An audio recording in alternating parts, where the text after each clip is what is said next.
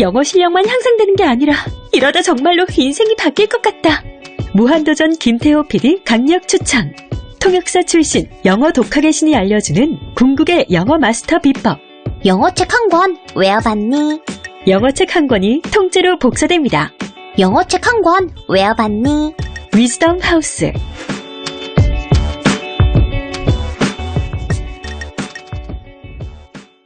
엄마, 나 가게 안 하고 싶은데. 너 가게 해봤니? 너 음식 만들어봤니? 인테리어는? 집기는? 일할 사람은? 운영은? 가게 자리는? 세금은? 너 돈이 있니?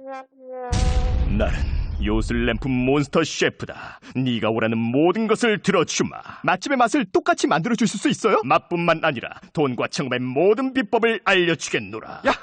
이젠 걱정 고민 끝! 네이버 검색창에 몬스터 셰프라고 쳐주세요. 상담 문의 02-4558-8838. 몬스터 셰프! 야, 이 부장! 네가 부장이면 땅이야? 뭐? 저 인간 저건 쟤 오늘도 술술 풀리고 안 먹고 회수 갔냐? 내일도 신체 상태로 출근하겠구만. 아이고. 고려 생활건강 술술 풀리고 음주전 한포가 당신을 지켜드립니다.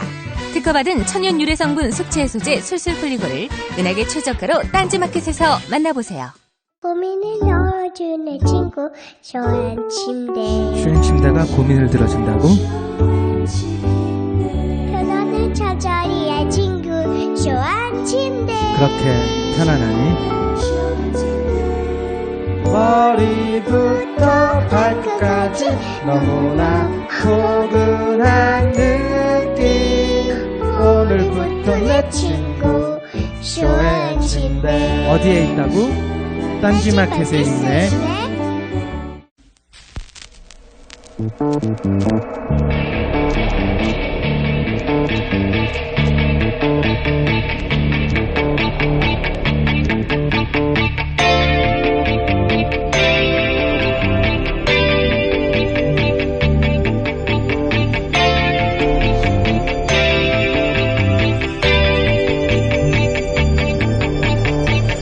안녕하세요, 김호준입니다. 박 전 대통령이 사저로 돌아간 다음 날 면담을 하고 나온 한 의원이 이런 이야기를 했죠. 거실이 추운데 보일러가 안 되는 것 같다. 몸이 안 좋으신 것 같다. 사저 수리를 급히 했다니 그럴 수도 있겠습니다. 그런데 박근혜 정부는 수발 가족이 없는 독거노인 가사돌봄 예산을 올해만 73.7%를 줄였고 저소득층 노인을 위한 요양시설 예산 역시 21.2%를 줄였으며 전국 6만 4천여 경로당의 냉난방비를 작년에는 310억, 올해는 300억 전액을 삭감했습니다. 냉난방 안 되는 경로당이 죽겠습니까? 아니면 거실 수리만 하면 되는 사저가 죽겠습니까? 최순실과 경제공동체 문제는 차치하고라도 강남 한복판에 사저만 실거래가가 50억 원을 호가하고 신고된 예금만 10억대인 박 전 대통령이 거실이 추워서 아프다는 식의 이야기는 못 들어주겠네요. 곧 아프실 예정이란 예언을 한 게 아니라는 말이죠. 김원준 생각이었습니다.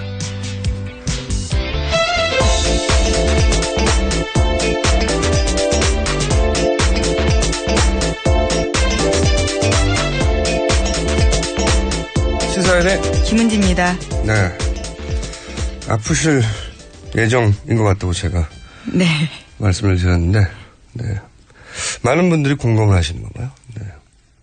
자, 뉴스를 전해주십시오. 네, 오늘 검찰특별수사본부는 박근혜 전 대통령에게 소환 날짜를 통보하겠다라고 밝혔습니다. 박 전 대통령이 받는 혐의는 총 13가지입니다. 저희가 굉장히 처음 보는 뉴스에 뭐냐면 언제 소환을 언제 하겠다는 소환 통보를 예고한 거거든요. 그렇죠. 네, 이거는 그러니까 보통은 소환 통보를 하면 소환을 며칠 날 하겠다는 게 이제 거기 날짜가 나오는 거죠. 그러니까 소환 통보 자체가 예고인데 예고를 예고한 거예요. 예, 그렇죠. 소환 통보를 언제 하겠다고 미리 예고하는 거. 저는 이런 뉴스는 처음 봐요. 네. 변호인단이 검찰 수사에 적극 협조할 예정이라고 했죠. 여기 대해서는. 예, 어제 그렇게 밝혔는데요. 네. 하지만 지금까지도 그런 기조를 밝히면서 제대로 나온 적이 없거든요. 아예 나온 적이 없죠. 네. 변호인단이 검찰 수사에 적극 협조할 예정이다.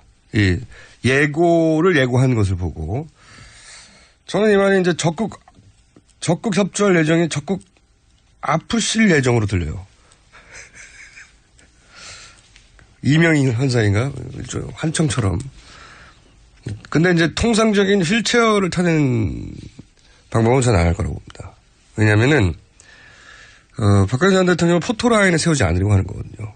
네. 이 보수 정치인들은 포토라인을 일종의 이제 주홍무시처럼 여기거든요. 보수적인 성향 유권자들이 포토라인에 섰다는 것은 죄가 있다는 거 아니냐라고 받아들이기 때문에 포토라인, 근데 휠체어를 타도 포토 갈 수 있잖아요, 출석을. 포토라인에 안 쓰는 게 목적이라서, 그럼 휠체어는 아닌 것 같고, 저는 보다 좀 드라마틱하게 아프실 예정이 아닐까. 뭐 어떤 종류로 예상하시나요? 글쎄요. 갑자기 밤에 병원으로 가신다든가, 갑자기 의사들이 집으로 간다든가, 다급한, 이게 다급하다는 게 중요합니다.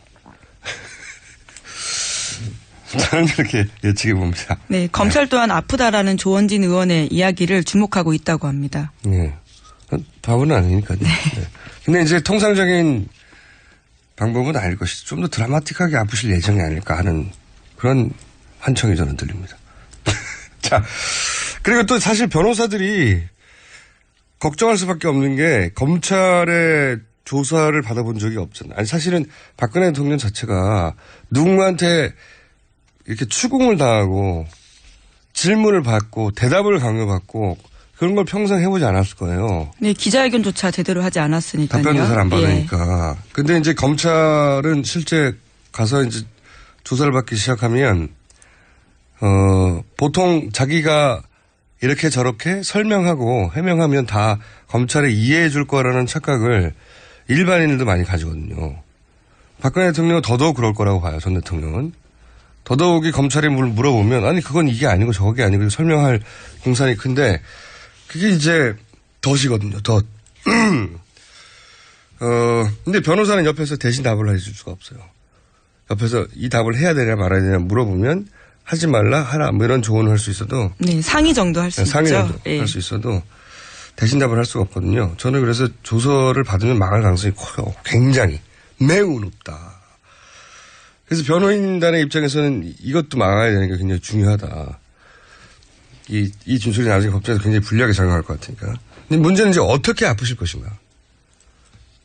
아니죠. 어떻게 아프실 예정인가. 아직 예정이기 때문에.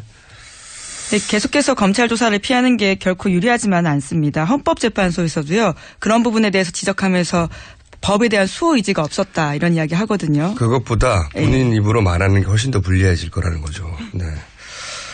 자, 어쨌든 적극적으로 수사에 응할 거라고 하는 것이 저는 적극적으로 아프실 예정으로 들리는 상황입니다, 현재. 다음 뉴스는 어떤 게 있습니까? 네, 어제도 계속해서 기자들이 박근혜 전 대통령 자택 앞을 지켰습니다. 그런데 어제 아침 7시 반에는요, 전속 미용사 자매가 나타났습니다. 그리고 나서는 1시간 정도 있다가 떠났는데요. 그리고 30분 정도 있다가 김평호 변호사도 왔거든요. 그런데 정작 김평호 변호사는 들어가지 못했습니다. 약속 없이 왔다라면서요. 출입을 거부당한 거죠. 왜냐하면 연락처를 모르거든요. 예, 본인이 그렇게 말했습니다. 경찰이 먼저 연락하고 왔냐 이렇게 물었거든요. 그러니까 김평호 변호사가 연락할 방법은 없었다 이렇게 대답을 합니다. 저는 이 변호인단이 지난 현재 변호인단이 박근혜 전 대통령을 거의 한 번도 못 만났다는데 오해한 겁니다. 네. 안 만납니다, 이분은 사람을 잘. 짝사랑이죠. 이분의. 자, 그 얘기를 하니까 갑자기 생각나는데, 청와대가 이제 비다 보니까 이런 제보가 더 많아지고 있어요. 굉장히 흥미로운 제보인데, 박 전 대통령, 어렵습니까? 박 전 대통령이 즉시 청와대를 떠나지 않고, 56시간인가요? 청와대에 네, 그렇죠. 머물렀던 이유가 사저 준비가 안 됐기 때문이라고 하는데 또 최근에 그 밝혀지기로는 사저는 최순실 씨가 뭐 4년간 비어 있었다고 주장했었는데 최순실 씨가 그 구속되기 전까지만 하더라도 거기 관리인이 계속 있었다고 해요. 네, 어제 한국일보가 그렇게 보도했었죠. 네, 그러니까 이게 4년간 비어 있었다는 건 말이 안 되고 그리고 뭐 보일러 고장났다는 게 더 말이 안 되는데 근데 이제 헌재가 그 인용 결정 파면한다 한 직후에 제가 제보 받기로는 비서실장을 포함한 복수의 비서진이 이제 그 결과를 보고를 하는데 청와대 떠나는 시점이나 뭐 이런 데 대해서 박 전 대통령이 다음 대통령 인수인계 할 때까지 하고 떠나겠다고 차기 대통령이 당선돼서 청와대 입성할 때까지 청와대 계속 있겠다는 식으로 말을 했다. 5월 9일까지 최대 5월 9일까지죠. 그래야 하는 거 아니냐고. 네. 관례상. 네. 본인이 탄핵됐다는 걸 의미를 이해를 못하는 거죠. 그 탄핵의 의미를 잘 모르는 겁니다. 저는 다른 사람이 그랬다 믿지 않을 텐데 박 전 대통령이 그랬다는 제보는 소스도 확실하지만 그분은 그럴 수 있는 거다 라고 저는 믿습니다. 네, 그런 제보가 있었습니다. 그래서 일이 좀 시간이 좀 걸린 것이다. 네. 떠나고 싶지 않으셨던 거예요? 다음 수 전해 주십시오. 네, 계속해서 박 전 대통령. 네, 그래서 거기 계속 2달간 있다가 다음 대통령 오면 내가 이렇게 안내도 하고. 네. 오랜 기간, 유년 기간도 지냈었고 그런 의미로 본인 집이라고 생각했죠. 네, 거기를 생각하고 있는 건가 싶기도 하네요. 네. 그 탄핵 인용의 의미를 정확하게 법적으로 이해를 못하는. 자, 다음 뉴스는요. 네, 계속해서 박 전 대통령 자택 앞 상황을 좀 말씀드리면요. 친박단체 시위로 주변 초등학생들이 위험에 노출돼 있다고 합니다. 자택 뒤편에 초등학교가 있는데요. 거기에 후문을 폐쇄했다고 하고요. 또 안전에 유의하라면서 학부모들에게 가정통신문과 문자 메시지를 보내고 있다고 합니다. 네, 이건 박근혜 전 대통령이 한마디만 하면 다 해결될 문제예요. 네. 보통은 어제도 얘기했었던 것 같은데 주민 항의가 있고 그러면 주택가에서는 혹은 뭐 학교 근처에서는 불허할 수 있거든요. 허가제가 아니긴 하지만 못하게 할 수 있는데. 네, 금지 통과하는 방법이 있습니다. 네, 못하게 할 수 있는데 박근혜 전 대통령이 그냥 두는 겁니다. 아침 밖에도. 실제로 세월호 집회와 관련해서요. 청와대 앞에서는 생활안전이라는 이유로 시위를 금지한 바가 있거든요. 경찰이 계속해서요. 하려면 얼마든지 할 수 있어요. 네. 실제로 주민들의 항의가 없다고 경찰에서는 그랬는데 실제로 또 주민들 항의했다고 하고요. 네, 탄원서도 곧 낼 계획이라고 합니다. 그건 박근혜 전 대통령의 뜻이에요. 옆에서 친박 시위가 계속 있길 원하는 겁니다. 본인만 살고 싶은 거죠. 다음 뉴스는요. 네, 서울 남대문 경찰서가 한 뉴데일리 주필에 대해서 구속영장을 신청했다라는 미디어오늘의 보도입니다. 지난 11일 중구 태평로 파출소 인근에서 휘발유통과 라이터를 들고 이 주필이 불을 지르겠다면서 경찰을 협박한 혐의인데요. 경찰이 밝히기로는 불을 지르겠다라는 위협이 있었고 이에 경찰관이 부상을 당했기에 구속영장을 신청했다라는 겁니다. 이렇게 법적 처벌을 받을 분들이 이 친박 집회에 나왔던 분들 중에 많겠죠, 이제 앞으로. 네. 첫 번째로 이제 경찰서를 왜 방어하려고 그랬답니까? 네, 관련된 깃발 같은 것들을 가져갔다라면서요. 그것을 돌려달라고 항의하는 과정에서 생긴 일이라고 합니다. 하긴 이거 보니까 생각나는 게 할복단도 모집했었어요. 네, 탄핵이 인용되면 같이 할복하자고 30cm 횟칼과 흰 장갑, 그리고 뭐 하여튼 준비물 해서 할복단을 모집했는데, 물론 아무도 안 하셨죠. 아무도 안 하셨는데, 그런 거하고 비슷한 거죠. 네. 다음 뉴스는요. 네, 박근혜 정부 청와대에서 각종 자료를 임의로 폐기했다라는 증언에 대해서 JTBC가 보도했습니다. 박근혜 정부 전직 청와대 관계자의 말을 인용한 건데요. 서면으로만 보고받고 논란이 될 소지가 있는 보고서는 아예 시스템에 등록도 하지 않았다라는 거고요. 또 다른 관계자의 증언에 따르면 초안이나 수정본은 등록하지 않는 경우가 많았다라고 합니다. 이로 인해서 기록물 양이 굉장히 적어졌고요. 때문에 내부적으로는 생산 건수를 맞춰야 되기 때문에 허드렛 문서도 등록하는 일이 있었다라고 합니다. 문서량이 워낙 적다 보니까 허드렛 문서까지. 왜냐면은 최소한 이명박 정부 수준은 돼야 되지 않냐. 너무 문서가 없지 않냐고 지적이 있자. 사실은 이게 중간 과정도 다 기록하는 거거든요. 여기서는 뭐 초안이나 수정본을 등록하지 않았다고 그러는데 과정 전체를 등록해야 되는데. 네, 관련법에 따르면 그렇습니다. 이건 저희가 3부에서 기록물에 관해서 전문가 얘기를 좀 들어볼 예정이고. 자, 다음 뉴스는요. 네, 그래서 국가기록원이 박근혜 전 대통령 기록물 이관 작업을 시작했다라는 보도도 있습니다. 역시 이 대통령 기록물에 관한 이야기는 저희가 3부에서 전문가와 따로 인터뷰를 나누도록 하겠습니다. 자, 다음 뉴스 전해주십시오. 예, 특검이 삼성동 집의 구입 과정은 물론이고요. 이후에 자택 관리도 최순실 씨가 했다라는 판단을 하고 있는데요. 특히 최순실 씨가 자신의 직원 문모 씨를 시켜서 자택 관리와 수리 등을 했었고 또 자택에 상주하는 관리인 급여도 최순실 씨가 줬다라는 겁니다. 경제 공동체이자 생활 공동체이자 이 자택에 최순실 씨도 자주 들었다 정도가 아니라 같이 살기도 했을 것 같아요. 생각해보면. 뭐 구입하는 거의. 과정에 주도하고 모든 것들을 다 관리하고 사실상 집주인이 아니었나 싶을 정도인데요. 집주인이 예. 맞죠. 뭐 임선이 그러니까 최순실 씨의 모친이 이 집을 돈을 주고 샀다는 거 아니겠습니까? 그렇죠. 지급하고 그 이외에 가재도구나 또는 뭐 관리비. 박근혜 전 대통령은 사실 지갑을 안 가지고 다녔다고 하고 한 번도 물건을 스스로 산 적이 없다고 하고 어떤 계약이나 나선 적이 없다고 하니까 생활 공동체가 맞죠. 이런 정황은 앞으로는 더더욱 많이 드러나겠죠. 자, 다음 뉴스는요. 네, 어제 최순실 씨 형사재판 열렸습니다. 여기에 최순실 씨 측근인 김영수 전 포레카 대표가 증인으로 나왔는데요. 이런 말을 했습니다. 지난해 10월에 의혹이 제기됐을 때 독일로 도피했던 최순실 씨를 만난 적이 있는데 그때 자신이 회장님 한국 여론 상황이 매우 심각하니까 가급적이면 빨리 한국으로 돌아와서 수습하는 게 좋을 것 같다. 이렇게 조언을 했다는 거죠. 그런데 여기에 대한 최순실 씨 대답이 이렇습니다. 저 위에서 그러는데 한국이 조금 정리되고 조용해지면 들어오라고 했다라는 겁니다. 최순실 씨가 저 위라고 이야기하는 거는 박근혜 전 대통령일 가능성이 크다 보니까요. 박 전 대통령의 지시를 받고 해외 도피했을 가능성이 제기되고 있습니다.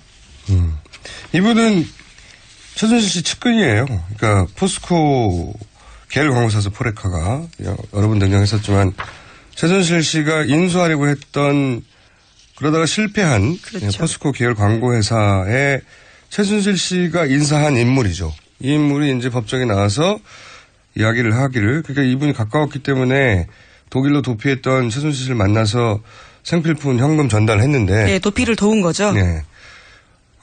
그러니까 문제가 터지고 나서도 이렇게 돈을 전달할 정도로 가까운 사이였는데 이제 거기서 한 말인 거죠. 예.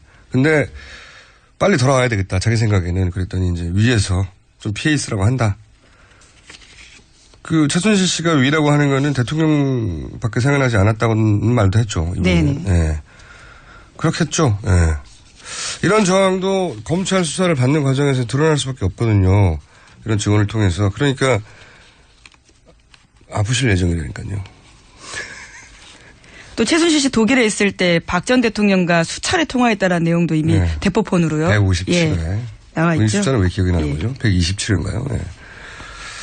자, 이런 정황도 이제 드러나겠죠. 앞으로 추가적으로. 다음 뉴스는요? 네, 황교안 권한대행이 어제 국무회의에서 차기 대선 일정을 언급하지 않고 끝내버렸습니다. 현행법에서 정한 일정과 징검다리 연휴 등을 고려하면요. 대선일은 5월 9일밖에 없는 상황이다라는 예측 많이 나오고 있거든요. 사실 선관위나 다른 기관들은 거기 맞춰 이미 준비하고 있어요. 그렇죠. 네. 그날밖에 없어요. 네. 그래서 굳이 선거일 지정 미룰 필요가 없는데요. 네. 계속 시간을 끌고 있는데 여기에 대해서는 자신의 거취를 고민한다라는 해석이 나오고 있는 거죠.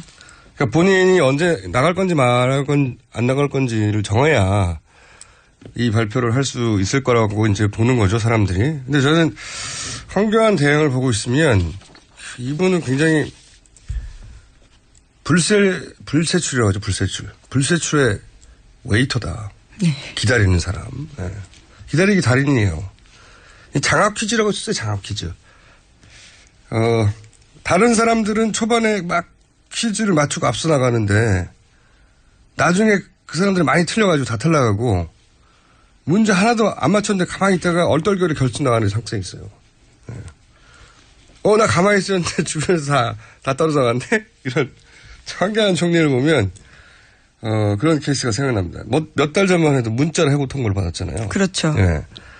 그리고 이제 존재감이 제로였어요. 드라마틱한 운명의 변화입니다. 근데 왜 가만 계속 있었는데 여권 후보 예를 들어서 김무성 전 대표도 나가 떨어지고 불출마하고 막 다 나가 떨어지잖아요. 그래서 하는 사이에 퀴즈를 하나도 안 맞췄는데 결승 진출을 눈앞에 두고 있다 지금.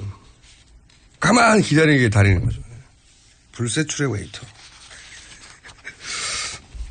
결승 진출을 눈앞에 두고 있는 어쨌든 이분이 지지율이 두 자릿수가 나오다 보니까 출마 가능성이 높죠. 본인이 나오고 싶다 싶지 않다를 떠나서 당에서 가만두지 않을 거라고 봅니다. 네. 퀴즈를 하나도 못 맞추고 결승에 진출하는 첫 번째 대선 후보 주자가 되지 않을까 저는 그렇게 생각합니다. 자, 그래서 이제 자유당에서는 어떻게든 황교안 대행이 이제 경선에 참여할 수 있도록 하려고 하고 있는 거죠. 네, 그래서 속칭 황교안 특혜, 새치기 출마 가능한 경선룰을 만들어서요. 자유한국당의 다른 대선 주자들이 반발하고 있습니다. 근데 이제 어쩔 수가 없죠. 다른 후보들은 1%가 안 되니까요. 제로도 나오는 분도 있다고 하던데. 그거 정말 어려운 일이거든요, 제로는. 실수로도 누르고 하는데, 정말, 프로 웨이터의 승리랄까요? 자, 재밌는 현상, 이게 이제 지지 여부를 떠나서 대단히 한국 정치사에서 이례적인 현상이긴 합니다. 네. 그래서 저는 굉장히 재밌게 앞으로도 쭉 연구해 볼 만한 케이스로 지켜보고 있습니다. 뉴스를 하나, 둘 정도 더 할 수 있을 것 같아요. 예. 네, 삼성이 감사원 인사 개입했다라는 SBS가 의혹을 보도했는데요. 네. 장충기 사장과 사정기관 핵심 관계자의 통화 내용입니다. 2015년 7월인데요. 감사원의 핵심 요직인 사무총장 인선과 관련해서 통화를 한 겁니다. 장충기 사장이 이렇게 말합니다. 이 친구가 사무총장을 하는 건 있을 수 없는 일이다. 라는 녹취 파일을 특검이 입수했는데요. 이에 대해서 지금 인사에 개입한 거 아니냐라는 의혹이 일고 있습니다. 저는 이 뉴스를 좀 다른 관점에서 굉장히 흥미롭게 봤어요. 왜냐면은, 삼성 관련은 통상적으로 그 최순실 씨가 독일에 있던 정유라를 어떻게 지원했냐 관련해서 그게 핵심 축이고요. 특검에서 뭐가 나와도 그런 게 나왔거든요. 지금 이제 SBS 보도에 따르면 녹취 파일의 내용도 정확하게 나온 거잖아요. SBS가 녹취 파일 내용을 안다는 건데 특검이 이런 내용까지 일부러 흘릴 것 같지는 않거든요, 저는. 그러니까 이건 좀 다른 관점에 이 뉴스가 흥미로워서 하는 이야기인데 최근에 왜 삼성과 CJ가 삼성 쪽에서는 CJ가 이제 이재용이 아니라 이건희 회장 관련 동영상을 그쪽에서 뭐 어떻게 했다 뭐 이런 뉴스를 터뜨리고 있잖아요. 네. 삼성과 CJ는 아시다시피 이제 뭐랄까요 라이벌이라고 해야 할까요? 그동안은 삼성이 일방적으로 우세했지만 네. 그런 뉴스가 나오는데 지금 이 뉴스는 지금 국정농단의 골자하고는 좀 벗어난 얘기거든요. 네, 삼성이 힘을 보여주는 내용이죠. 그렇죠. 네. 이 녹취 파일을 특검이 아니라 CJ 쪽에서 어떻게 확보해 준 게 아닐까. 아니 저는 그냥 이게 관전 뉴스를 오래 보다 보면 이 뉴스가 뜬금없이 이 시점에 왜 나올까 하는 생각을 먼저 하면 뉴스를 바라보는데 굉장히 흥미로운 저는 뉴스입니다. 이 내용보다도 더. 이 내용이야 뭐 있을 수 있는 일이거든요. 삼성이 뭐 로비를 해왔던 게 하루 이틀의 일도 아니고. 근데 이게 대단히 결정적인 게 아닌데 이런 제보가 왜 이루어졌을까? 어떤 의미로? 제보는 목적이 있어야 하는 거거든요. 분명한, 명백한 그런 생각을 해봅니다. 이 후속 보도가 나올지 안 나올지 모르겠는데 이게 기업 간에 지금 삼성과 CJ가 이 기회에 힘겨루기를 하고 있는 게 아닐까 하는 생각을. 자, 시간이 다 됐나요? 제목 정도 하나 정도 읽고 가죠. 그냥. 예, 세월호가 다음 달 5일 정도면요. 수면 위로 모습을 드러낼 것으로 전망된다는 뉴스입니다. 이거는 정권이 바뀔 듯 하니까 이렇게 되는 겁니다. 네, 이제 인양 작업을 본격적으로 한다는 건데요. 바뀔 듯 하니까.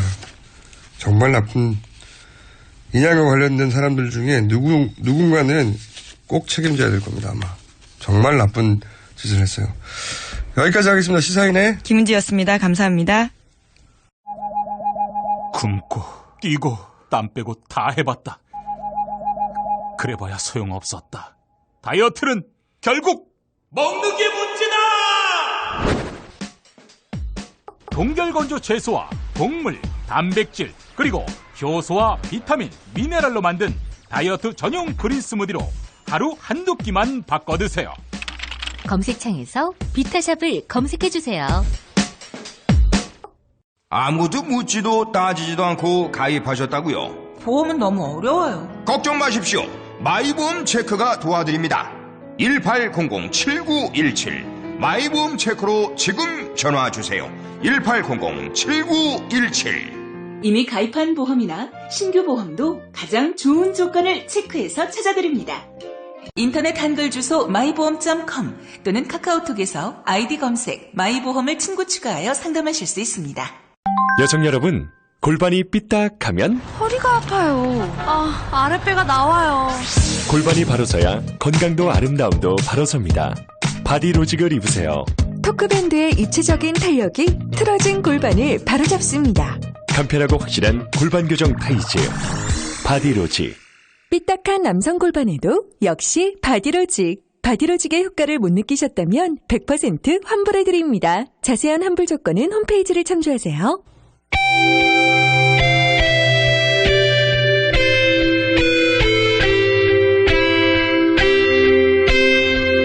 항상 나라를 생각합니다.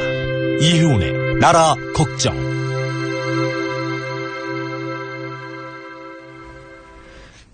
나라 걱정할 여유가 없는 분입니다, 요즘. 자, 바른정당의 이혜원 의원님 나오셨습니다. 안녕하십니까. 네, 안녕하세요. 우선, 탄핵 되는 순간에 결정문 읽을 때 앞부분에서 많이 떠셨죠? 앞부분에서 저는 별로 떨지는 않았어요. 왜냐하면 주로 이제 판사들 보면은 사형 선고 내릴 사람 앞에는 앞에다가 대고 엄청 그렇죠, 이해한다, 그렇죠. 잘했다 아셨군요. 이런 얘기 네. 막 넣고 이제 마지막에 그렇다 하더라도 네. 사실대로 말해주세요. 그렇다 하더라도. 근데 저는 어디서 조금 놀랐냐면 블랙리스트 이거는 탄핵 사유 아니다. 탄핵 사유 아니다는 이유가 보면 대통령이 직접 지시했다는 증거를 찾지 못했다잖아요. 네. 그 부분에 깜짝 놀랐고 이거 좀 흔들리는 거 아닌가 했었어요. 네. 그리고 세월호 부분에서도. 네. 그래서 식은땀이. 식은땀까지는 아닌데 좀 걱정되나? 이러다가 이제 걱정되나? 이게 워낙 짧아 놓으니까 그 생각이 얼마 안 가고 바로 이제 탄핵 되겠구나 생각했어요. 네. 그렇게 바른정당은 살아났습니다. 바른정당은 사실 그 결정에 따라서는 당 해체하는 거였죠. 당 해체하는 거였잖아요. 네. 네, 다 사퇴하고. 근데 이제 그렇게 우리 또 사표까지 써서 냈잖아요. 그러니까요. 네. 당 해체도 얘기했고 실제 사퇴나 당 해체가 이루어지지 않다 하더라도 사실 입지는 거의 없어지는 거죠. 정치적으로 사망이죠. 네. 그렇게 죽다 살아나신 거예요. 네. 살아났는데 아직 다 살아나지는 않았어요. 이제 살아나려고 하고 있는 거니까 살아나고 있는 중이죠. 완료형이 아니라. 어제 이제 워낙 큰 뉴스들이 많아서 이게 사실 바른정당 뉴스는 어떤 의미에서 크게 보도가 안 되는 게 다행이에요, 요즘. 지금 당 지지율이나 후보 지지율 그렇게 많이 안 나와가지고 이 사건들이 크게 보도가 안 되고 있는데 난리가 났었다면서요. 김무성 전 대표, 유승민 전 대표 두 분이 직접 격돌한 건 아니죠? 두 분은 직접 결돌하지는 않았고 네. 초반에는 김우성 의원이 계시다가 회의장에 이 똑같은 주제로 회의를 한 3번 정도 했어요. 이미? 일요일 날 한 번. 주제가 뭐였습니까? 김우성 비대위원장으로 추대하는 거에 동의하냐 마냐. 그러니까 정병 대표가 사표를 던졌는데 사표를 던졌다고 해야 됩니까? 아니면 퇴진을 결정했다고 해야 됩니까? 어쨌든. 둘 다 똑같은 얘기네요. 네. 그래서 이제 그런 전망이 있었군요. 외부에서 인사를 영입하려는가 보다. 근데 그게 아니고 비워둔 것은 이대로는 당이 안 되니 김무성 전 대표가 아예 비대위원장으로 당권을 장악하자. 이런 논의가 시작되던 거예요? 제가 그 부분에 대해서 사실 맞는 말씀인데 그게 이제 이해가 안 돼서 저는 자꾸 이제 이견을 달았던 거예요. 금요일 날 탄핵 선고가 있었잖아요. 선고가 날 때까지는 저도 제가 사퇴를 해야 되는 줄을 몰랐어요. 근데 밥 먹고 들어와서 오후 2시가 되니까 정병국 대표가 사퇴를 발표했다고 속보가 떠요. 본인만 사퇴한 게 아니고 최고위원까지 다. 근데 당대표가 사실 자기만 사퇴했지만 이거는 이제 집단지도 체제니까 한 사람이 사퇴하면 나머지도 사퇴를 해야 말이 되는 거지. 하나를 사퇴하고 나머지는 남아있는 게 이게 어불성설이거든요. 그래서 사퇴 당하신 거예요? 네, 사퇴 당한 거죠. 아, 본인도 모르는데 사퇴 당했구나. 아니, 근데 저는 이제 그날 또 다른 일정이 있어가지고 의총일 못 들어가고 뭘 다른 일정을 하고 있는데 갑자기 문자로 속보가 떠요. 네. 정병국 대표 사퇴. 그럼 저도 이제 사퇴 당해야 되는 사람이니까 일정을 빨리 마무리하고 의총장으로 뛰쳐간 거예요. 네. 내가 아니 난 내가 사퇴하는 사람이니까 내가 왜 사퇴하는지 이유라도 좀 알고 하자.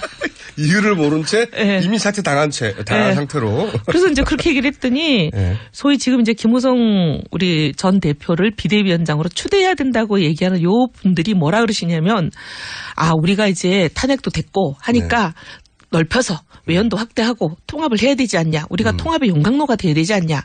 그럼 우리가 자리를 비워놓고 누굴 오시라 그래야지. 우리는 빼곡히 다 자리 차지하고 줄 자리 하나도 없는데 오라 그러는 게 말이 되냐. 그러면서 통합을 위한 비움이다. 이렇게 된 거예요. 네. 그래서 아 그러면 나도 사퇴하겠다. 우린 네. 다 모셔야 되니까. 그리고 흔쾌히 사퇴를 하고 이제 기분 좋게 다 끝났어요. 네. 근데 바로 하루 지나고 나서 일요일 날 막 회의 김무성 비대위원장을 추대해야 된다고 그냥 막 일사불란하게 나오시는 거예요. 그래서 그 작전에 당했다고 생각하시는 거예요? 아 근데 그러면 이거는 뭐 당하고 안 당하고보다 더 중요한 건 국민들 보시기에 우리가 뭐가 되냐. 통합을 위해 비운다 그래놓고 그 자리를 하루 만에 그러면은 외부 인사는 안 된다. 우리 그냥 내부 인사를 하겠다고 문 딱 닫아버리고 셔터 내려버리면 이거 안 되잖아요. 당내도 지금 바쁘네요, 지금. 보니까. 그래서 큰 줄기가 바른정당 내 김무성 전 대표를 중심으로 한 세력이 있죠. 예. 일종의 호위무사가 몇 분 계시죠. 그 호위무사 중에 한 분이 저희 고정 출연자인 것 같기도 한데. 김성태 의원도 사실은 김무성계죠. 그렇죠. 네. 왜냐하면 소위 이런 말이 있어요. 우성태 자하경이라고. 그분한테 제가 내일 여쭤볼게요. 그쪽 입장은. 그래서 이제 그러니까 일단 자리를 비워놓고 비대위원 자리를 김무성 전 대표가 들어와서 당권을 확 쥐고 대선이니까 이게 흔들리지 않고 확 밀고 나가야 된다. 이런 얘기를 그쪽에서 하는 거죠. 그 중에서 막 욕설도 튀어나오고 그랬다면서 회의장에서. 하여튼 지금 무슨 욕설이 나왔습니까?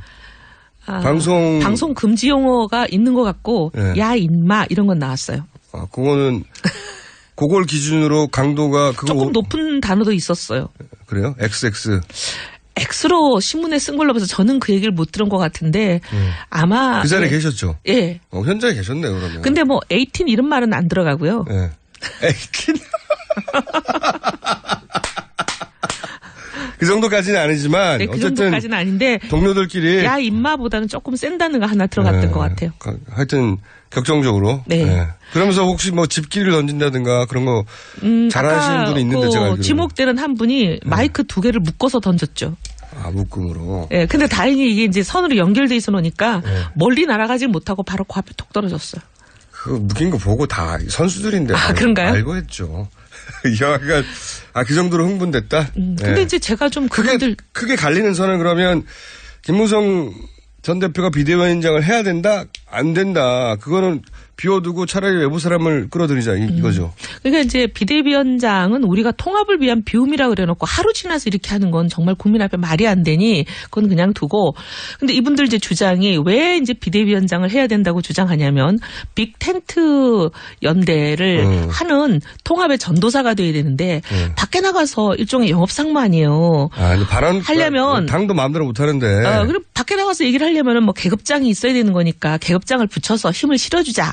이런 주장에 사실 그건 우리도 동의하거든요. 그래서 이제 많은 분들이 그럼 좋다. 그 말에 일리가 있고 하니까 우리가 비워뒀다는 비대위원장만 있는 게 아니라 비대위원회가 구성이 되면 한 10명쯤 되는 자리거든요. 그러니까 그걸 다 채워버리면 안 되니까 선대위원장이 사실 선거와 관련된 모든 일은 전권을 갖고 합니다. 그래서 선대위원장으로 모시자. 이랬으니까 그러면 자기들이 얘기한 그 목적이 진짜 목적이었다면 선대위원장으로 오케이 그럼 잘 됐습니다 하고 회의가 끝날 줄 알았는데 갑자기 선대위원장으로 모시자 했더니 막 거기서 선대위원장 더하기 비대위원장을 다 주고 전권을 다 안 주면 가만 안 있겠다 막 이런. 가만 안 있겠다는 거는 또 탈당하나요? 모르겠어요.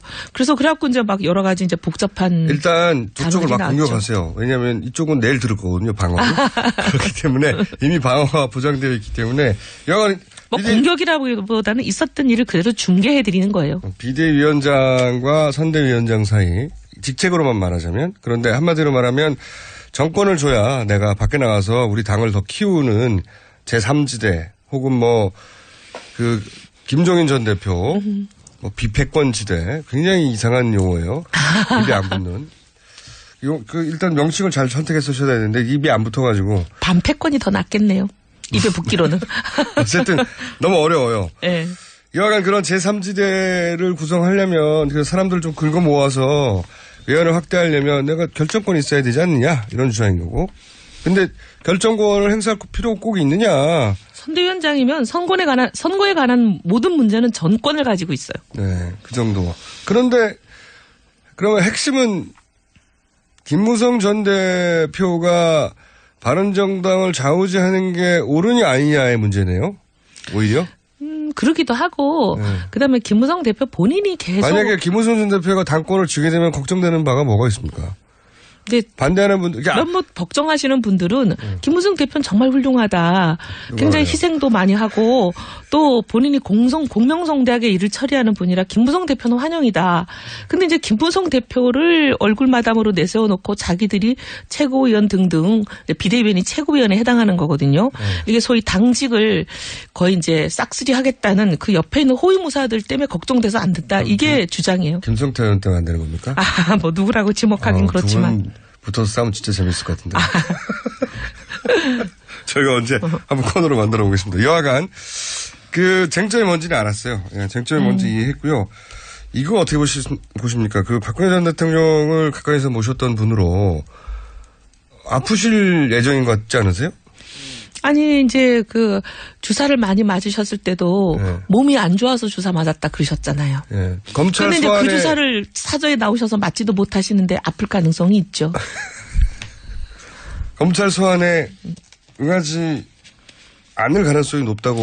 저는 않을 가능성이 상당히 있다고 봅니다. 그렇죠. 뭐 그 이유를 뭘로 말씀하시든. 예. 그 이유가 아프실 예정이라서. 지금으로서는 이제 형사 소추에 대한 면책 특권이 없는 딴게 분이다 없어요. 보니까 막을 방법이. 예, 뭐 건강상의 이유 말고는 다른 이유가 가능하지가 않거든요. 예. 그러니까 아마 그 이유가 아닐까 그런 생각이 들긴 하는데. 네, 그렇죠. 네. 종목은 뭘까요?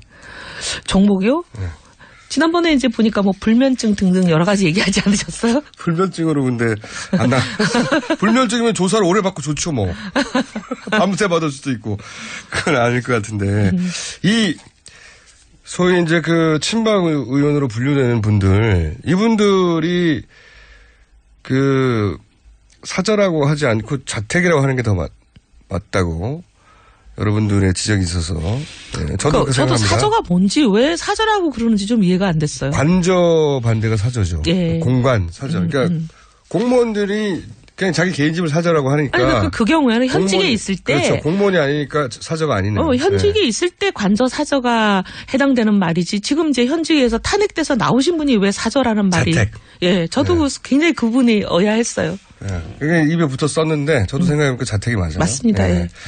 자, 자택이라고 하고 그 자택 앞에 몰려갔던 분들이 있지 않습니까? 팔적이라고들 이름 붙이대요.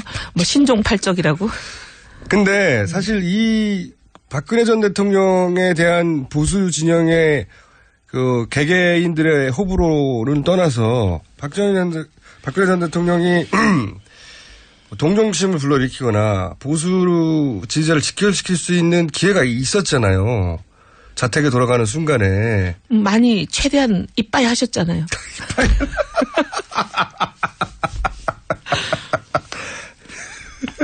최대한, 네. 네. 자체적으로 설명하셨으니까. 네. 아니면 저는 사실 중간중간에 일본어 쓰는 거에 대해서 우리가 굉장히. 죄송합니다. 이게 일본어인가요? 네, 제가 일본어죠. 네. 일본어 쓰는 거에 대해서. 무식해서 죄송합니다. 그 단어로만 그 뉘앙스가 살아나는 건 그 단어를 써야 된다고 생각하는 주의이긴 해요, 제가. 사실 저는 영어를 막 쓰면서. 이빠이가 제일 좀 여기 맞는 것 같아가지고. 어떻게 보면 느낌이 제일 오지 않아요? 다른 단어거든요. 네. 저는 다른 단어라고 생각해요. 슬리퍼하고 스트래퍼가 다른 단어라고 생각하거든요. 네. 그 물건도 다르고. 그래서, 근데 이제 방통위나 뭐 그 정확한 기관은 모르겠네요. 거기에 대해서 이제 제재를 하나요?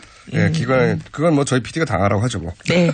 어쨌든 정정을 한번 해놓고 매우 하지만 어감상으로는 그 정도로 네. 제일 어감이 확 살지 않나요?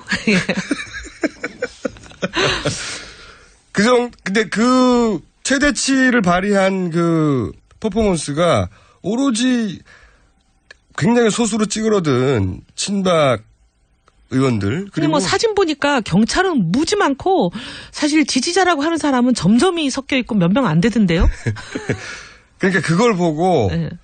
이 보수 정치인 일반이 느꼈을 걸 궁금해요. 저는. 그러니까 친박 의원들은 어떻게 느꼈고 어떻게 절실하니까 자기는 살아야 되고 그리고 박사모 회원들이 거기 가서 그렇게 하는 건 이해가 가는데 리더였던 사람이 사실 거기서 뭐 승복의 메시지를 내면서 국민 여러분 뭐 이렇게 하면 보수 결집도 이루어질 수 있었을 텐데 그 기회를 날려버렸잖아요. 그걸 보면서 이 보수 정치인들은 이렇게 날아가는구나 기회가 이렇게 생각하셨는지 아니면 아니요 저는 너무나 제가 옛날부터 예언을 했기 때문에 절대 승복 안 하실 거다. 네, 그런 제가 또 잘 아는 분들은 마치는 불상사가 생겨가지고 좀 속상하죠. 그래요? 근데 아니 저는 당연히 승복 안 하실 거라고 봤고 네, 당연히 했겠죠. 그다음에 이제 보수를 결집하려는 게 아니라 일부 극우, 수구. 본인들 세력만 결집하는 건데. 본인 세력만 소위 태극기로 대변되는 그 본인의 지지 세력만 결집하는 것을 목표로 하실 것이다. 근데 사실 그렇게 하셨잖아요. 애초부터. 네. 근데 이제 예를 들어 자유한국당에도 골수 친박이 아닌 분들도 있잖아요. 그분들이 보기에는 좀 이렇게 아우르는 메시지를 내주면. 보수 전체는 그걸 원하는데 네. 우리 박 전 대통령은 보수 전체가 목표가 아니고 일부 자기 태극기로 대변되는 자기 지지자가 목표니까. 알겠습니다. 전 당연히 그렇게 하실 거라고 봤어요. 그분이라면. 그분이라면. 네. 자, 어떻게 됩니까? 저기 황교안 대행은 나가는 거죠? 아니 이제 좀 지금 고민이 깊은 것 같아요. 두 가지 가능성이죠. 하나는 나가는 걸로 정해놓고 명분 쌓으려고 시간을 저렇게 질질 끌고 네. 고민하는 모습을 보이든지 아니면 진짜 고민하시든지 둘 중에 하나인데 나갈 생각이 전혀 없다면 왜 기일을 정하지 않아요. 그렇죠, 기일 벌써. 정하는 게 뭐 복잡한 산식이 필요한 것도 아니고 몇 초면 되는 건데. 모두 다 알고 있는데. 예. 그냥 말만 안 했을 뿐인데. 예. 몇 초만 되는 건데 그걸 그렇게 굳이 안 하는 이유는. 그거 하나밖에 없죠. 예, 그거 하나밖에 없죠. 근데 이제 결과적으로 나올까요? 아니 근데 이게 조금 소위 자유당 안에 조금 네. 다른 흐름이 요새 감지가 돼요. 그래요? 과거에는 보면은 막 황교안으로 몰려갈 것 같은 그런 막 분위기가 있었잖아요. 그래요? 근데 이제 최근에 나오는 얘기들을 들어보면 네. 아무래도 황교안 나오면은 이거는 안 되겠지? 황교안 나왔다가는 표가 안 나올 것 같다는 거죠. 그렇다고 다른 표 나오는 사람도 없잖아요. 그래서 지금 홍준표로 상당히 돌면서 홍준표 띄우기를 하는 분들이 좀 있어요. 그분들도 있겠죠, 물론. 네. 네. 그러니까 지금 대세가 어느 쪽이냐. 옛날처럼 한교안 일사불란하게 거의 추대해주는 분위기가 지금 아니잖아요. 옛날에는 그냥 거의 한교안 추대 분위기였잖아요. 네. 근데 뭔가 추대 분위기가 아니고 또 우리 홍 지사님이 이 상당히 극단적인 발언 많이 하시면서 다른 사람에 대해서 그냥 막 비수를 꽂는 발언을 많이 하시잖아요. 특기. 그렇게 되면 황 대행을 그냥 추대해주는 꽃가마 태워주는 걸 가만 계시겠어요? 절대 용납 못하죠. 그러면 이제 시끄러워지고 하니까 이제 황 대행이 그거를 계산해보는 거 아닌가. 내가 그냥 추대가 돼서 꽃가마를 탈 수 있으면 못 이긴 척하고 소위 뭐 삼고초리에 응하는 정도로 나이스하게 모양 좋게 그냥 끝낼 수 있었는데 이제 한 사람이 막 와가지고 공격하면서 그것도 이제 공격하는데 특화된 분이죠. 네, 그렇죠. 네. 사실 공격 전문위원이죠. 그분 공격은 아주. 네.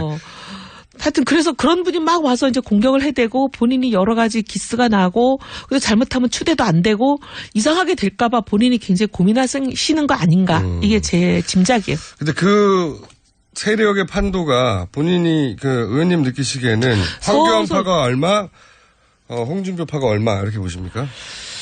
숫자는 네. 홍준표파가 더 많은 것 같아요. 황교안이, 왜냐하면, 소위 말하면 찬에게 찬성한 사람도 한 30몇 명 있는 거고요. 네. 숫자는 그렇게 말하지 않고 침묵하고 있는 사람들이 다수잖아요. 네. 지금 삼성동 자택 앞에 가서 거의 뭐 해바라기를 하시는 분들은 한 자리 숫자 아니에요. 네, 7, 8분. 한 자리 네. 숫자니까 그분들이 더 소수인데 네. 이 사람들은 말을 안 하고 있다 보니까 이제 목소리가 언론에 많이 나오지는 않죠. 이 소위 말하면 한교안이 출마하는 게 부적절하다고 생각하시는 분들. 그분들. 예.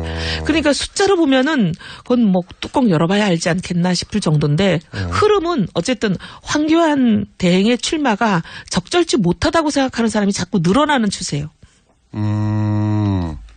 그거는 언론에는 등장하지 않았는데 이제 얘기를 해보면 예. 사석에서 이제 밥자리 이런 데서 그런 말씀들을 좀 하세요. 그런 흐름이 있군요.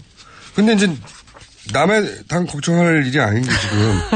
물어보셔서 말씀드리는 거죠. 이걸 마지막에 여쭤보려고 그랬다. 참 네. 기스도 일본어예요. 기스도 일본어예요? 예. 제가 이 언어 사용에 상당히 문제가 있네요. 그만큼 우리 그 생활에 들어와 있는 건데 흠은 딱히 기스라고 해야 흠집. 예, 그러니까 기스라고 해야 그게 대체되는 용어는 아니고 아까 말씀드린 이빠이는 제가 봐주시고요. 쓰레빠, 이빠이 이거는 물건이 다르고 효과가 다르기 때문에 다른 단어예요. 알겠습니다. 네, 기스는 정정하겠습니다. 흠집으로. 예, 흠집으로 정정하고. 자, 왜 이렇게 안 오를까요? 우리요? 네. 오늘 발표되는 거 하나 우리 꽤 오르는 거 있어요. 아, 그래요? 네, 이제 오르기 시작하는 것 같아요. 그러니까 당의 지지율도 올랐고. 당의 지지율이 지금 어느 정도 됩니까? 아까 이제 제가 지금 말씀드리는 그 여론조사는 오늘 지금 엠바고가 아직 걸려 있는지 모르겠는데 오늘 발표된다고 얘기를 했거든요. 수치는 정확하게 말씀하지 마시고. 네, 전국적으로는 한 2% 가까이 올랐고 TK 지역에서는 역전을 한 것을 넘어서서 이제 소위 자유당을 역전한 걸 넘어서서 4.5% 포인트로 이긴다고 저희가 들었어요. 그래요? 그러면 후보는요? 후보도 조금 올라갔어요. 후보는 제가 퍼센트까지 기억 안 나는데. 두 사람 있잖아요. 죄송합니다. 제가 한 사람은 안 봤네요. 그 한 분이 성이 남이죠? 아유, 어쩌면 좋아. 네. 어쨌든 조금씩 상승 그분께 추세다. 더 관심 가지겠습니다. 네, 상승 추세다. 네. 김종인 전 대표는 바른정당에 들어오지는 않는 거죠. 당에 안 들어오겠다고 선을 그으셨기 때문에 공개적으로. 근데 그러면 그분이 안 들어오면 도대체 제3지대라는 건 어떻게 하겠다는 건가요? 당에 안 들어오고 대선 출마한다. 그러면 동시에 바른정당의 대선 후보도 나온다. 그렇죠? 국민의당도 연대 대상이 된다고 하니 국민의당에서 손학규, 안철수 두 분 중에 한 분이 된다. 박주선 의원도 나온다고 했어요. 어쨌든 국민의당 한 사람. 바른정당 한 사람. 또 밖에 이 당을 엎고 있지 않은 또. 김종인 전 대표 한 사람. 이 세 사람으로 어떻게 제3지대를 만들어서 후보 하나로 단일화하죠? 이제 과거 정몽준 노무현 단일화를 보면 그냥 합의만 되면 여론조사하면 하루나 이틀 만에 뚝딱 합의가 되긴 하거든요. 근데 이게 원내 정당이고 기본적으로. 당시 국민통합 21도. 그렇긴 하지만. 그다음에 노무현 대통령의 그 여루당인가? 예를 들어서 국민의당이 그러면 그 안철수 전 대표가 1위를 못했어요. 그러면 국민의당, 근데 저는 안철수 전 대표가 그런 연대 속에서 본인이 1위를 못했다고 해서 국민의당 대선 후보가 공식적으로 됐는데 경선을 거쳐서 관둔다는 것도 공당의 후보로서. 그리고 바른정당도 마찬가지입니다. 그렇지 않나요? 그런 후보로 관둔다는 게 어려울 것 같은데. 심지어 박영선의 당도 아닌 사람하고의 단일화도 있었잖아요. 그거는 당 전체가 그리고 국민들이 그런 걸 요구를 했었는데. 지금 국민들이 요구하죠. 보수 진영은. 그러니까 구체적으로 어떻게 하려는지가 잘 그림이 안 그려서 안 된다는 말을 이전에 뭘 어떻게 하겠다는지 그 그림이. 저는 만약에 이게 단일화가 성사가 되려면 단계적인 단일화가 제일 현실성이 높다. 각 당이 자기 후보를 먼저 선출을 하고 그 선출된 후보들 간의 합의 또는 이제 조율에 의해서 룰이 뭐가 되든 여론조사가 되건 뭐가 되든 공정한 룰에 의해서 단일화를 하는 거. 예를 들면 바른정당하고 국민의당이 먼저 하고 나중에 이제 김종인 후보하고 합하든 이렇게 단계적으로 가는 게 가장 현실적이지 않냐라고 생각하는데 어제 이제 제가 이 소위 빅텐트에 열심히 뛰고 계시는 이제 원로 한 분을 뵀는데 그분은 그게 아니라 몇 사람이 모여서 원칙을 얘기하고 나면 그냥 한 사람으로 추대하는 밀어주는 걸 해야 된다 이렇게 말씀하시는데 그게 어떻게 됩니까? 그러니까 저는 그 불가능하다고 생각하는데 그 추대의 주인공을 김종인 대표를 생각하는 게 아닌가 그런 느낌이 들었고. 그분이 김종인 전 대표 주변의 분이에요? 주변의 분은 아닌데 그분이 그렇게 얘기를 원로. 하시더라고요. 예, 원로가. 여기서 원로라고 하면 윤여준 전 장관. 아니, 뭐 전직 국회의장을 지낸 분이니까 원로라고 얘기할 만은 하죠. 아, 그분이요? 예. 가장 최근의 전직이요? 아니. 가장 최근의 전직은 아니고. 근데 이제 그렇게 말씀하시는 걸 보니까 한간의 소문이 김종인 전 대표의 구상은 이렇게 막 여론조사를 통한 경선 이런 단일화 이런 게 아니라 여론조사 치죠. 예, 그분은. 김종인 대표로 추대해달라라는 그런 것일 것이다라는 얘기가 한간에 많은데 이 얘기와 이 두 얘기가 상당히 일맥상통하지 않나 그런 생각이 들었어요. 그래서 이제 추대해달라. 구상하고 있는 게 혹시 추대가 아닌가. 그게 어떻게 가능하죠? 그래서 저는 그건 현실적으로 미션 임파서블이에요. 당연하죠. 네. 그거를 누가 받아들입니까? 안 받아들이잖아요. 아니 뭐 후보 두 사람이 네. 룰을 합의하는데도 지지고 볶고 싸우면서 한 달 이상 그러니까요. 걸리고 오늘도 같은 보니까 당에서도. 국민의당 지금 또 야단이 났던데 이게 어떻게 보면 사람 사는 세상 얘기거든요. 당연해요. 선거 전에는 원래 네. 난리가 나게 돼 있고 지금 지지율이 높다고 하는 민주당 내에서도 그 후보들끼리 지지고 볶잖아요. 다 있는 일인데 그걸 어떻게 갑자기 그냥 너는 다른 당에서 양보해. 네. 이 사람으로 추대해. 이게 누가 명령하며 그 명령을 누가 따르며. 바보죠. 그런 상상을 하면. 그래서 내가 전직 의장님까지 하셨는데 정말 사람 사는 세상에 대한 이해는 부족하신 게 아닌가. 전직 의장님은 그 누군지 제가 얘기 안 할게요. 새누리당 출신 전직 의장님 말씀하시는 거죠? 그렇죠. 그건 네. 그렇죠. 예. 그러면 아니 몇 분이 계세요. 오늘 여기까지 하겠습니다. 네. 다들 쉽지 않습니다. 바른정당의 이혜원 의원이었습니다. 네, 다음 주에 또 뵙겠고요. 저는 김원준입니다. 3부에서 뵙겠습니다.